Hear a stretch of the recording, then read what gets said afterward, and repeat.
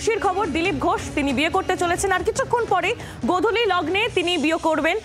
তার বিয়ের মেনু আপনাদের সামনে অবশ্যই তুলে ধরবো। তার আগে সকালবেলার ছবি আপনাদের সামনে দেখাচ্ছি। দিলীপ ঘোষের বাড়ি নিউ টাউনের যে বাসভবন, সেই বাসভবনের ছবি। সকাল থেকেই একেবারে শুভেচ্ছা বার্তায় ভাসছেন দিলীপ ঘোষ বিজেপি নেতা। তার বাড়িতে যেমন বিজেপির রাজ্য নেতৃত্বরা গিয়ে পৌঁছেছিলেন, তেমন বিজেপির কেন্দ্রীয় নেতৃত্বরাও গিয়ে পৌঁছেছেন।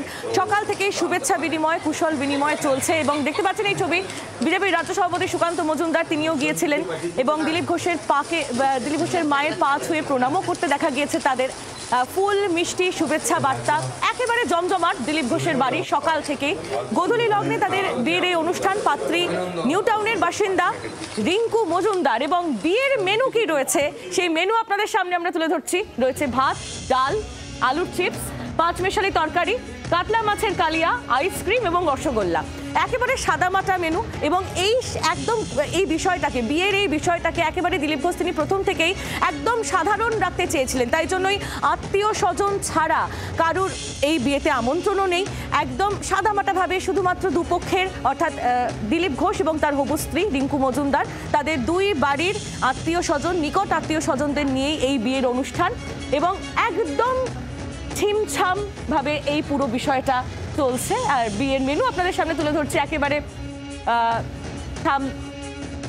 যে আরো বিভিন্ন তথ্য সামনে আসবে বিভিন্ন সময়। প্রত্যেকটি ছবি আপনাদের সামনে আমরা তুলে ধরবো। সকালবেলা আমরা কথা বলেছিলাম দিলীপ ঘোষের হবু স্ত্রী রিঙ্কু মজুমদারের সঙ্গে।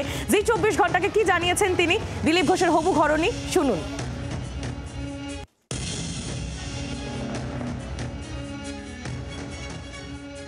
প্রস্তাবটা কার তরফ থেকে গিয়েছিল, আপনার না দিলীপ দা? আমার তরফ থেকে গিয়েছিল। মানে কতদিন আগে? Mid of September. বিষয়টা আপনাকে সবচেয়ে বেশি আকৃষ্ট করেছিল বা মনে হয়েছিল যে না ইনি আমার জীবন সঙ্গী হতে পারেন?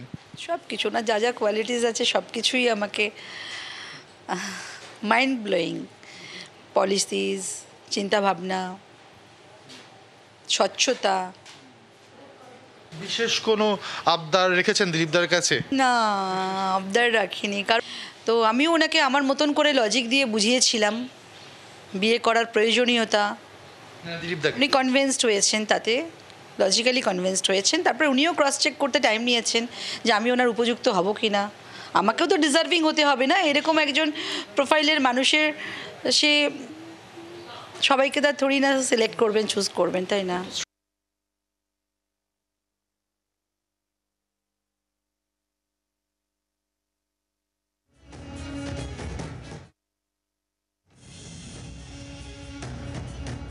দিলীপ ঘোষ মহাশয়ের বৈবাহিক জীবন, তার দাম্পত্য জীবন শুরু হচ্ছে, এত আলোচনার কি আছে আমার মাথায় ঢুকছে না। সে তার জীবনের কি সিদ্ধান্ত নেবে। তারা দুজন পূর্ণ বয়স্ক স্বাধীন নাগরিক, তারা দুজনে তাদের জীবন পরিচালনা করার জন্য কী সিদ্ধান্ত নেবে সেটা সম্পূর্ণ তাদের ব্যাপার। আমি তো চাইবো তাদের দাম্পত্য জীবন সুখের হোক, আনন্দের হোক, শান্তির হোক, অগ্রগতির হোক, সমৃদ্ধির হোক।